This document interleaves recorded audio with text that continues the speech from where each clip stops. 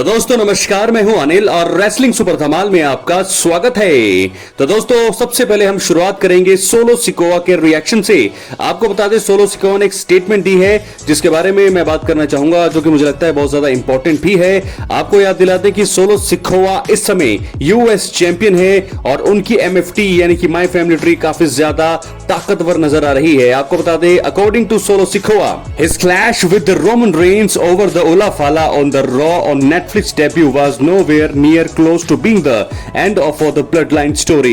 तो उनके हिसाब से दोस्तों उन्होंने कहा था कि जो Bloodline की स्टोरी है उलाफाला के लिए वो खत्म नहीं हुई है। वो तो आपको बता दें कि इसका मतलब ये नहीं है कि अगर रोमन के पास उलाफाला है तो ये Bloodline की स्टोरी खत्म हो गई है।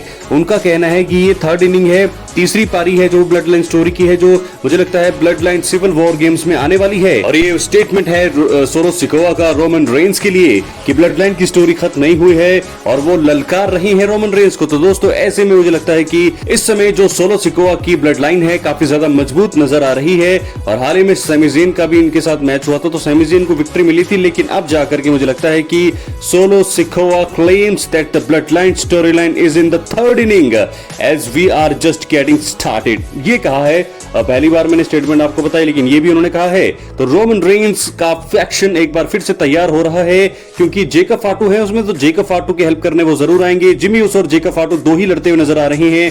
रोमन रेंस की एंट्री होगी, रोमन रेंस के साथ आएंगे जे ऊसो और होंगे सैमी ज़ेन भी। तो 5 यहां पर हो गए, तो मुझे लगता है कि 4 यहां पर है, एक बंदा और जुड़ने वाला है।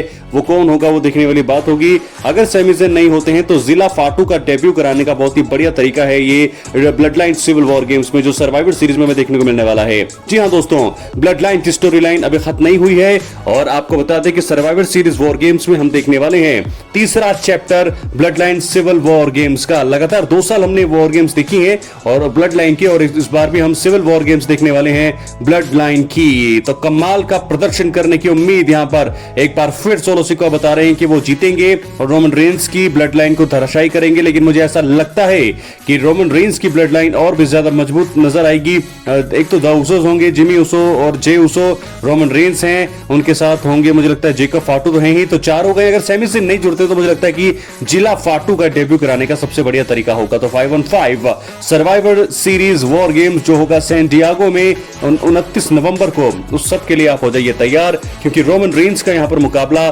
ब्लड लाइन वॉर गेम्स के लिए ही होने वाला है। क्या मुझे लगता है कि क्या 2 बार यहां पर लड़ते हुए नजर आएंगे? नहीं, ब्लड लाइन वॉर गेम्स के लिए ही रोमन रेंस यहां पर आने वाले हैं और वो अपनी ब्लड लाइन को संभालेंगे। ओजी ब्लड लाइन के साथ ही वो वापसी करेंगे जो ओरिजिनल ब्लड लाइन है। और मुझे लगता है कि ये एक मुकाबला होने वाला है सोलो सिकोआ की ब्लड लाइन से। तो एक तरफ होंगे लीडर सोलो सिकोआ तो दूसरी तरफ होंगे रोमन रेंस। तो एक बार फिर हम तीसरी बार देखने वाले हैं सर्वाइवर सीरीज में, क्योंकि यहां पर ललकार दिया है सोलो सिकोआ ने, स्टेटमेंट दे दी है कि अभी स्टार्टेड है रोमन रेंस के साथ। रॉ में जो हुआ, नेटफ्लिक्स में जो हुआ, जो उन्होंने उलाफाला लिए है, उसका मतलब ये नहीं कि ब्लड लाइन की स्टोरी खत्म हो गई है। तीसरी पारी शुरू है और यहां पर एक बार फिर ललकारा है सोलो सिकोआ ने रोमन रेंस की ब्लड लाइन को। तो रोमन रेंस पूरी तरह से तैयार हैं। क्या है आपकी राय? अपनी राय कमेंट बॉक्स में जरूर दें। कौन कौन से और मेंबर जुड़ेंगे 5-on-5, क्योंकि अभी एक मेंबर जुड़ना बाकी है सोलो के ग्रुप में भी, ये भी देखना होगा वो कौन होगा, और साथ के साथ रोमन रेंस के ग्रुप में कौन होने वाले हैं। तो क्या है आपकी राय? अपनी राय कमेंट बॉक्स में जरूर दें। Blood line civil war games के लिए हो जाइए तैयार। सोलो सिकोआ ने ललकार दिया है, यहां पर हुंकार भर दी है रोमन रेंस के खिलाफ। रोमन रेंस की वापसी का इंतजार है। हालांकि क्लैश इन पेरिस खत्म होने के बाद जब वो ब्रेक पर जाएंगे और ब्रेक के बाद जब वो वापसी करेंगे, मुझे लगता है कि वो आने वाले हैं सीधा सोलो सिकोआ के फैक्शन के खिलाफ ही अपनी नई ब्लड लाइन के साथ, यानी कि ओरिजिनल ब्लड लाइन के साथ। जिमी ऊसो होंगे, जे ऊसो होंगे, जेकब फाटू होंगे, रोमन रेंस होंगे। 5वां सदस्य कौन होगा? क्या वो सैमी ज़ेन ही होंगे या कोई और? अपनी राय कमेंट बॉक्स में जरूर। जिला फाटू की डेब्यू की अब मुझे लगता है कि वो भी समय आ चुका है क्योंकि हिकोलायो आ चुके हैं, तो मुझे लगता है कि उनको भी आना चाहिए। तो क्या है आपकी राय? अपनी राय कमेंट बॉक्स में जरूर दें। बड़ी अपडेट थी, मुझे लगा ये आपको शेयर करनी बहुत ज्यादा जरूरी थी कि सोलो सिकोआ क्या बोल रहे हैं। और अब हम बात कर लेते हैं जॉन सीना की। दोस्तों आपको बता दें जॉन सीना अपने रिटायरमेंट टूर में है, फेयरवेल टूर उनका चल रहा है और आखिरी कुछ महीने ही बचे हैं। अब आपको बता दें हील टर्न में वो चैंपियन बने, उसके बाद 5 महीने तक उनका वो हील टर्न रहा, उसके बाद अब वो फेस टर्न कर चुके हैं। और ऐसे में बात हम करेंगे वीडियो के एंड में कि हील टर्न उनका कैसा रहा। लेकिन मुझे आपको बताना पड़ेगा कि जॉन सीना की राइवलरी अब ब्रॉक लेसनर के साथ होने वाली है। बहुत ज्यादा हाइप बना दी इस मैच की, क्योंकि जॉन सीना ने भी ब्रॉक लेसनर को बहुत सारी चीजें कही है।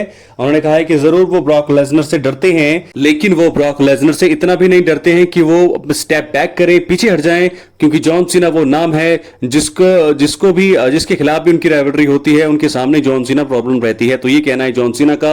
जॉन सीना ने चैलेंज कर दिया यहाँ पर ब्रॉक लेसनर को, लेकिन हमने देखा कि लोगन पॉल का इंटरप्शन हुआ। तो क्लैश इन पेरिस में तो फिलहाल लोगन पॉल और जॉन सीना का मैच फिक्स हुआ है, लेकिन उसके बाद क्राउन ज्यूल के इवेंट में होने वाला है द बीस्ट ब्रॉक लेसनर और जॉन सीना का एक आखिरी बार मुकाबला। समरस्लैम 2025 का जो इवेंट हुआ था, नाइट 2 में कमाल की एंट्री, कमाल का यहां पर रिटर्न किया था ब्रॉक लेसनर ने, और हमें सबको ऐसा लगा कि अब ब्रॉक लेसनर अगले आने वाले एपिसोड्स में भी हमें दिखाई देंगे, लेकिन फिलहाल नहीं, ऐसा नहीं हुआ। स्मैकडाउन में वो नहीं आए, ना ही वो रॉ में आए। तो ऐसे में देखना होगा कि जॉन सीना और क्लैश इन पेरिस में वो जरूर आएंगे। जॉन सीना जब लोगन पॉल को हराएंगे तो वहां पर मुझे लगता है द बीस्ट ब्रॉक लेसनर एक बार फिर आएंगे, और एक बार फिर मुझे लगता है कि वो जॉन सीना को देंगे F5, और यहां से जो है जब आगे एपिसोड आएंगे तो वहां पर ये दोनों का जो है सेगमेंट्स भी होंगे, प्रोमो भी होंगे, प्रोमो वार भी होगा, सब कुछ होगा, और क्राउन ज्यूल 2025 के लिए इनका मुकाबला फिक्स किया जाएगा। तो ये प्लानिंग मुझे लगता है लग रही है WWE की। क्या लगता है आपको, क्राउन ज्यूल 2025 में कौन सी स्टिपुलेशन होनी चाहिए मैच में?